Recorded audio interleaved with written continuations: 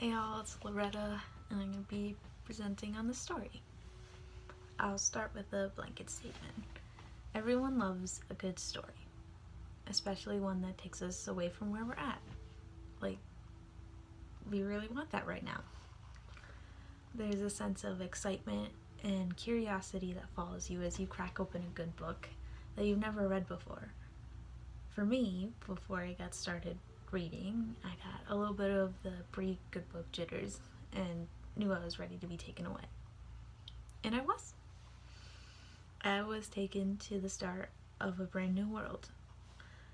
Tolkien shows us the very start of all his stories. The parts that we read, as you should know, was the creation of Middle-earth and its inhabitants, the war that was begun, the beginnings of unrest and darkness that were brought into the world. Alright, cool, we got the start of some world building there. That's real fun. But what we also got was the beginning of the mythos. Johnson impressed on us the love that Tolkien, Lewis, and their other friends had for mythos, specifically Mythopoeia. Both Tolkien and Lewis drew great inspiration from Owen Barfield, someone who argued that initially for man there was no distinction between literal and metaphorical.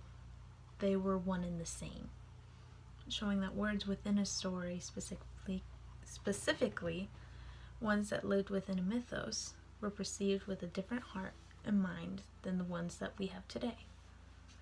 Johnson then goes on to what really is the heart of the article, how Tolkien views the gospel and how he shares that with Lewis.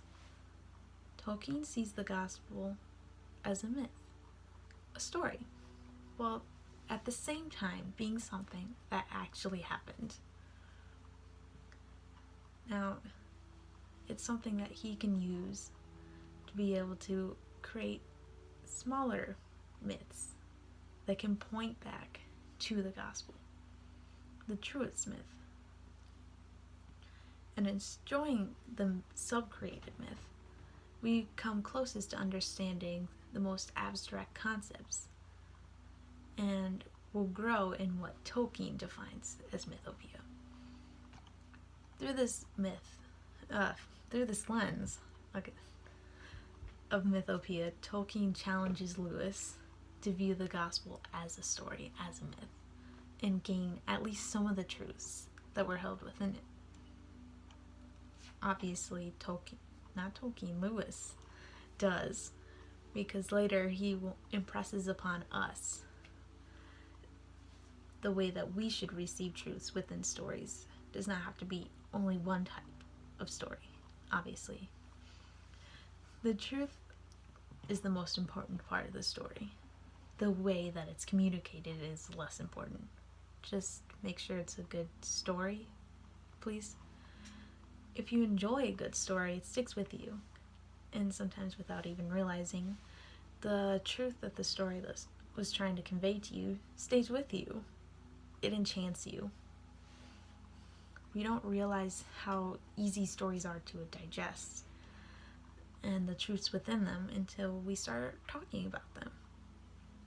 The bringing together of the unfamiliar to the familiar makes for some of the best stories, and good writers know that. Jumping back to our Tolkien reading, we're put in an unfamiliar land with no information to understand what is going on until it's given to us piece by Tolkien. If we take time and read all the Silmarillion, and then make our way over to The Hobbit, and then last, The Lord of the Rings, the people as well as the land that we're in should be very well acquainted to us. Lane explains it like this: a story lives only to the extent that it evokes the fabricated realism of a place to which the reader is readily able to go in her mind. The setting and the geography of a story is a part of the story that we don't always realize is a core part of it.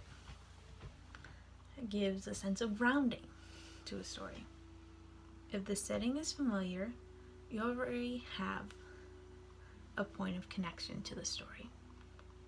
For example, this weekend I watched the Blues Brothers movie with my family. It was the first time I've seen it since I've moved to Chicago. And the places that the brothers and their band were going and crashing through and destroying were places that I knew and recognized and were special. Making the movie mean a lot more to me as a senior than as a pre-freshman. Lane puts it in terms far superior to anything I could say. Place is the life of story, even as stories also give life to places. Much of our own Bible is narrative, telling the stories of people and places that are both familiar yet semi-removed from us. Again, Lane says it clearly. The task of world making and world dismantling lies at liturgical and theological core of biblical faith. We see within the Bible that Israelites are told over and over to share the stories of their God. They tell these tales and live this liturgy through song, which brings about a dramatic actualization of God's world, not just a commemoration of what had been, but a making so of its reality in the present moment. The world is remade each time the liturgy is reenacted. As someone who celebrates these liturgies every year, they truly do bring you closer to not only the people who have shared in these melodies and words in the past, but also the actions of God become something that are more tangible in a way. I'm sure that those of you who have been to Israel or say creeds and liturgies within your own church context can understand how the place and the context can connect you to your faith in a new way that is exciting and beautiful. Leading into my thesis, the gospel is a story that is begging to be told, not as a list, but as an interactive, relational, growing story. We are endowed with a love for place, which it leads us to a love for story and a love for those that occupy the place with us. We love immersing ourselves into a new place through story and want to be able to share that place with others. Should we not then want to share the story that is constantly shaping and forming who we are? Through our love of storytelling, we can share how we're constantly being changed and grown in our beliefs. It doesn't have to be grand, high fantasies like Tolkien's.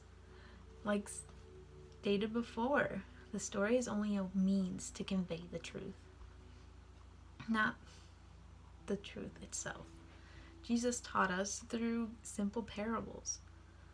And like I said before, the Bible is mostly story, 43%, if you want to be exact about it. Let's look at the Gospels for a moment. We read about the disciples, and we are quick to write them off as dumb men who don't see the Messiah teaching them the truths that they need to know. But then we look again, and we see ourselves within the disciples, connecting us to a place and the context. It joins together. God has given us a story to be able to reach out to people, to immerse them in a world that is our own, yet the more we share it with them, it becomes theirs. The more we share our story with each other, the more connected we become. Our place becomes one. God has given us his perfect story to reach down and connect our place to his perfect eternal one. And I don't just mean in the metaphorical sense either. He literally sent his word. If you can read John 1, you guys know, you ain't dumb. The more of a relationship that we forge with Christ, the more his story will leak out of us. Depending on who we are, it will leak out for different reasons. For some, because of how much you can't shut up about your relationship with Christ. For others, it might be the care that you'd show to even listen to people. Our relationship with Christ is something that is constantly becoming new and exciting. The stories that we create through this relationship is only a slightly opaque glass window that piques curiosity and brings a message that will ultimately lead back to our Creator. And that's the end. Thank you for listening to me ramble on for a bit. I know I'm not the most clear, but hopefully it will spark some good discussion, and I'll see you on the discussion boards.